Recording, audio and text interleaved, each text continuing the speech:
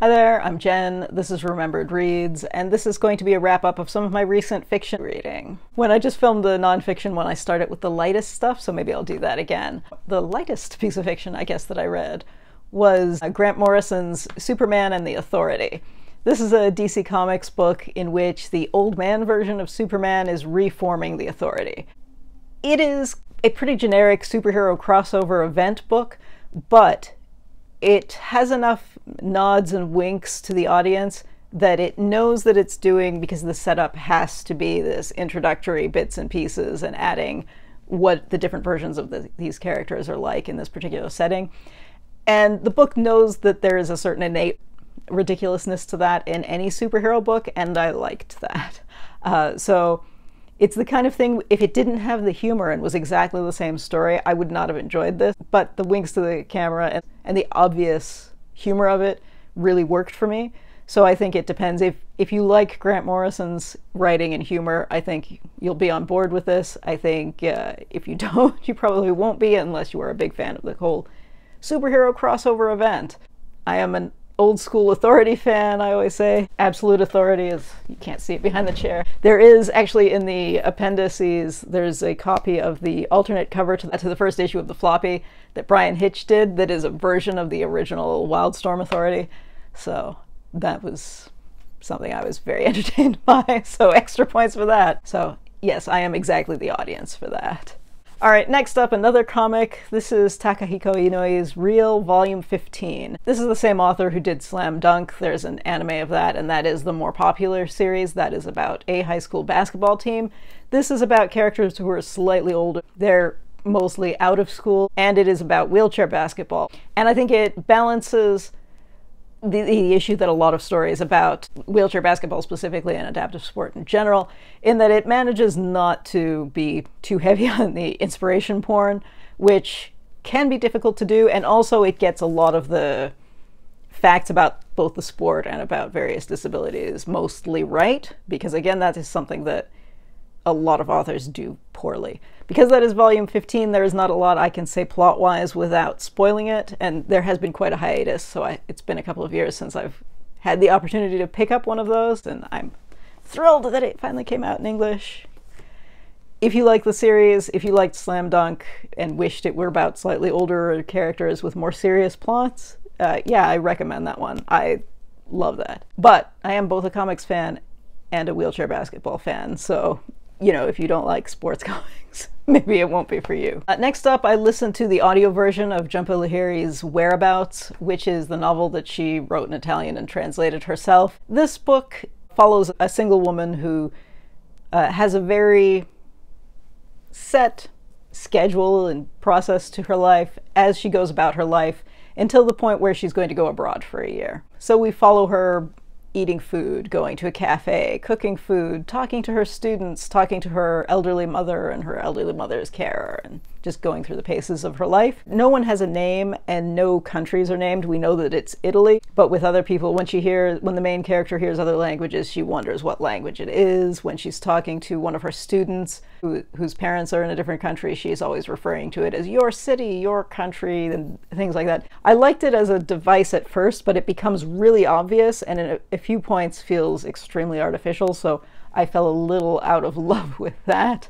But it was fun if you like a little slice of life and you're not looking for a particularly deep plot or even particularly character development, because I mean the character is deciding to go abroad and make changes in her very regimented life, but it is not that innately interesting. So as something to pass the time, I thought it was good enough, but this is definitely a book that some people love, and I just thought it was perfectly acceptable. I did think it was interesting comparing this with her nonfiction work about learning Italian, which was translated by someone else, which means that you have the carryover of somebody else having to evaluate how she sounds in Italian. Whereas, now, I mean, and she describes this as a translation, but most of the other authors I've seen who translate their own work talk about it as essentially rewriting the book in a different language, just because they have slightly different voices in different languages. So the fact that she doesn't say that feels, I mean, I can't say it's artificial. Maybe she is literally translating what she wrote and didn't rewrite it. Like, most other authors who do. But I think that makes it more interesting to some people who haven't read a lot of other self-translated work, in which case I would say just read more self-translated work. Before I jump into the heavy stuff, I read a genre romance for the first time in ages. I think the last one I read was in February or something. And that was Lily Maxton's Enchanting the Earl. As with a lot of the historical romances I read, because you know I like to imagine that the character out of some military historical fiction has just been injured and now has to have a romance. This is about a Napoleonic War veteran who is going to reclaim his castle, and he finds a woman there and she's stubborn and they don't like each other, but it's a romance, so you know they're going to have to get together. Anyway, it takes place in Scotland, but this Earl guy is actually English, so if you're trying to engage in a Highlander fantasy, this is not that book. It does some of the things that I don't love with the wounded veteran stories, in that the woman is like, here, I can cure your PTSD in one sentence, which is a slight exaggeration for what happens, but it was a little silly. Also, it does the thing that, and I do not understand why so many authors do this, in contrast to Real, which I was just talking about. The character is also an above-knee amputee, and they discuss, in the sex scenes, they have to take their clothes off.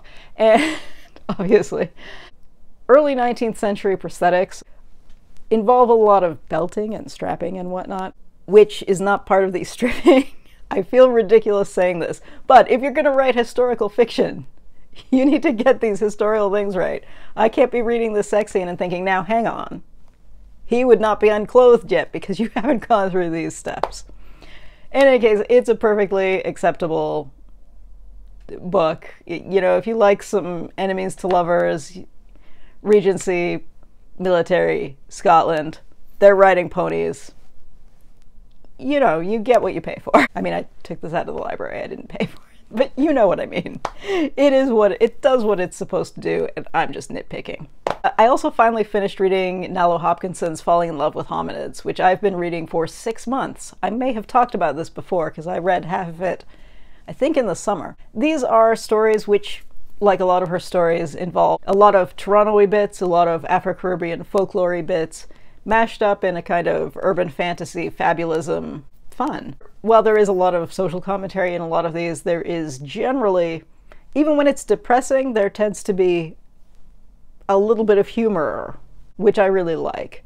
So I know if you're a fan of Naomi Hopkinson's other short stories or of her novels, absolutely pick this up. It was great fun. As with any short story collection, not everything is perfect. There's one that was written for a Canada Reads tie-in thing where it has to have the names of other books, and I mean, you know, that's not going to be top-notch stuff, but it was fun, so I was entertained. All right, let's move on to some serious stuff. Next up, I read a horror novella, and that was Stephen Graham Jones's Mapping the Interior.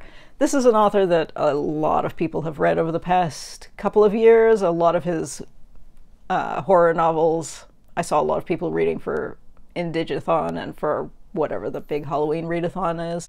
This is a book where I've seen a lot of people review this and say that it isn't particularly successful as horror because you don't feel fear. But I thought this wasn't going for fear. It felt like it was going for dread, and the tension that you feel is not the I'm afraid, but it's not going for fear or revulsion like a lot of horror does, but it is, I thought, incredibly successful in invoking dread.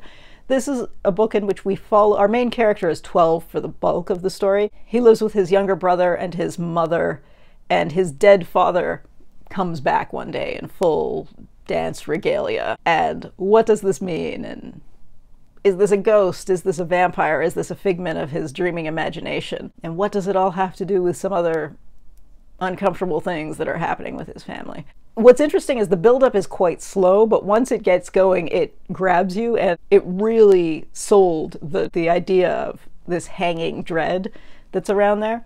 So yeah, I thought that was incredibly successful. There is not a twist, but a shift in the timeline at the very end. And I don't want to give things away, but I thought it was just emotionally gutting in a way that I didn't expect, because it looks like it's this kind of story, and then you get to the end, and even though I've read other horror stories actually that tell the same kind of, that play with the same kind of idea, I just thought the way that switched on at the end was just gutting. And like genuinely I had to sit down and weep after finishing this, because the last couple of pages just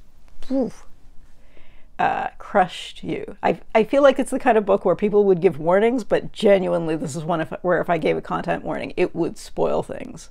So just don't read it in public, because oh my goodness, because emotionally it worked, because I had no idea what was happening, what was going to be coming in the last couple of pages. So yeah, that was really impressive. And then finally I read a couple of books by Sinan Antoon, who I've read his translations of other people's work before, but these are the first of his own that I've read. So first up I read Ijam, an Iraqi Rhapsody.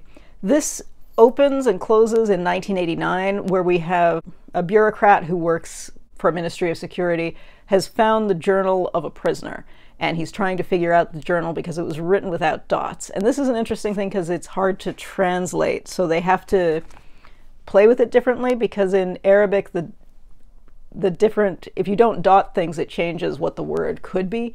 And in English, not just in English, in the Latin alphabet or the Cyrillic alphabet too, you just don't have the same kind of thing. So what they do in this, and this was jointly translated by Antoon himself and also Rebecca C. Johnson. So what they do is they choose a few points, words where there's something similar, but the meaning is clearly not exactly the same. So there'll be revulsion and revolution, for example, which is interesting, but it is clearly going to be, it's clearly going to be a different kind of thing than it would have been in the original, which is interesting because it's kind of untranslatable. However, as kind of a story of someone who's losing their mind while in custody, which is what this is a guy who didn't go into the military during the Iran-Iraq War. He was an art student, he's writing poetry, and he's Chaldean, so there's a bit of thought about what it is to be a religious minority in Iraq at that particular time. And it's him talking about not especially politics, although that flows through it somewhat,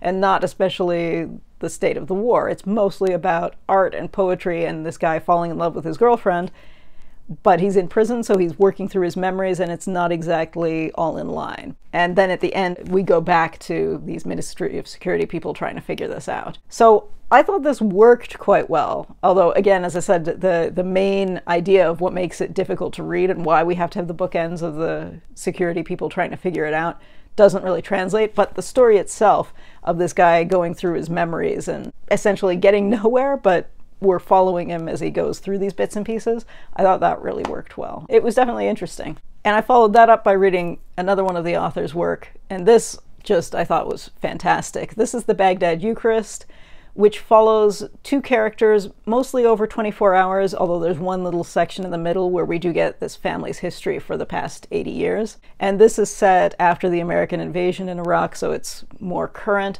We follow an 80-year-old man and then his niece, who's a medical student. And they live together and they're working through basically their own memories, and their lives are falling apart. Basically, the economic and political and military and social upheaval has made what futures they might have imagined originally kind of impossible. And for the old man, he's just into his nostalgia, so he's thinking of how things were better in the past and which part of the past was better and whatnot. And the woman is just thinking about how she needs to get out of the country and how that's going to happen, and just her pessimism and despair about the state of things, where she's essentially worrying, will she live long enough to make it out of the country? As with the character in the other book, these guys are also Chaldean. So some of the discussion about even the immigration plans is interesting there, because they are saying, what does it mean to go from being a religious minority in your own country to going somewhere else where you might be part of the dominant religion? Because Chaldeans are Christians who are essentially Catholic, they're not Orthodox. And so she's working through what will it mean if they move to someplace in Western Europe or the US, and you're part of the religious majority, but an ethnic minority then, and do you think that will be easier, which is one of the things that the old man is saying. So if you're interested in stories, again, that play with memory and that jump back and forth, because sometimes we are in the uncle's memory, sometimes we're in the niece's memory, and sometimes we're in a kind of third person that's telling us the history of the family. But yeah, I thought this is another one that was just, the ending was gutting. And I think you know what's going to happen essentially, more or less, when you go into a book like this, and it was still heartbreaking at the end. And I'm not spoiling it by telling you that, because as you read it, you think there are 3 possibilities here, and it is one of the 3 possibilities, but by not telling you, it still sucks you in, because, as I said, it's clearly telegraphed that one of these things is happening. And so mentioning that one of these things happens is not spoiling anything, I would say. Anyway, I thought that was brilliant. All right, I think I'm going to cut it off there. And yeah, if you've read any of these, I'd love to hear what you thought. And how was your reading year? I have no idea when I'm gonna, it'll probably be New Year's by the time I publish this, maybe. Anyway, that's it for now. Ciao.